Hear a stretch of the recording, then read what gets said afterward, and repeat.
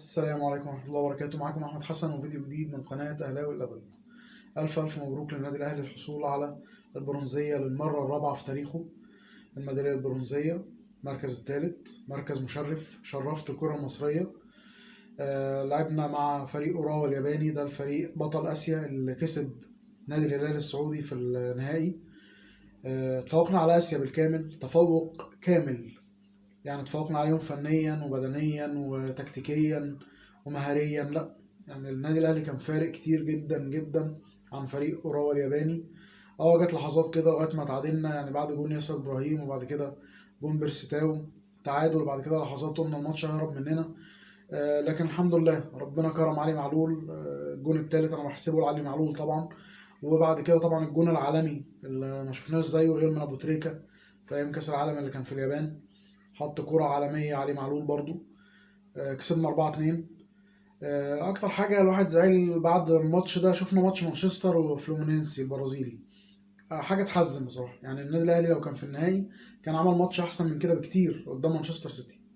يعني شفنا الأهلي السنة اللي فاتت مع قدام ريال مدريد عمل ماتش حلو جدا، قدام فلامينجو اللي كان أقوى من فلومينينسي بكتير جدا، عمل ماتش حلو جدا ولولا الظلم التحكيمي. اتظلمنا في البطولة دي، الطبيعي بتاعنا بتاع كل سنة، اتظلمنا قدام الفريق البرازيلي. كان لينا ضربتين جزاء ما اتحسبوش، ضربة جزاء اتحسبت علينا في الخيال، الحكم طبعا الله يسامحه. لكن خلاص عدينا البطولة والحمد لله، كسبنا المركز الثالث وخدنا البرونزية. وإن شاء الله البطولة الجاية واللي بعدها يكون في مراكز أحسن للنادي الأهلي بإذن الله. المهم النادي الأهلي هو اللي شرف مصر، هو دايما اللي بيرفع راية مصر في كل مكان.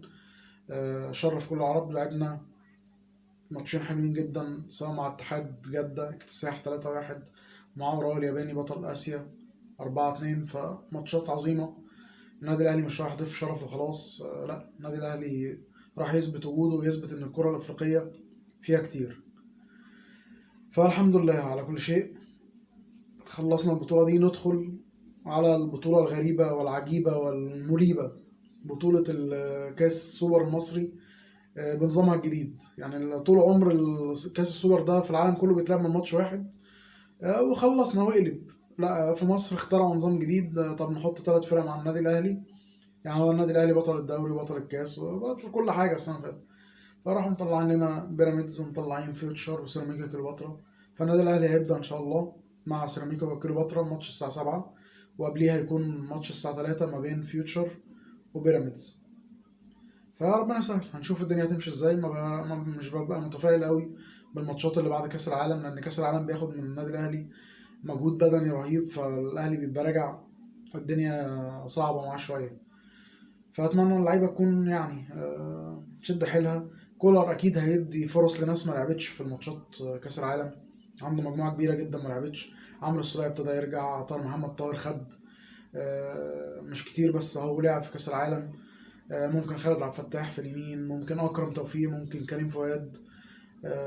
ناس كتيره ناس كتيره. موديست طبعا لازم ياخد فرصه بقى، لان احنا كده خلاص. يعني احنا موديست موجود معانا وما استفدناش منه بحاجه لغايه دلوقتي. فيعني كنا المفروض النادي الاهلي كان جايبه عشان كاس العالم، وهو ما شاء الله لعب تقريبا 3 دقايق في كاس العالم واتطرد وما لعبش الماتشين اللي بعد كده. فالمفروض نستفيد بقى من موديست، يعني يلعب اساسي الماتشين الجايين ده ونشوف الدنيا فيها ايه.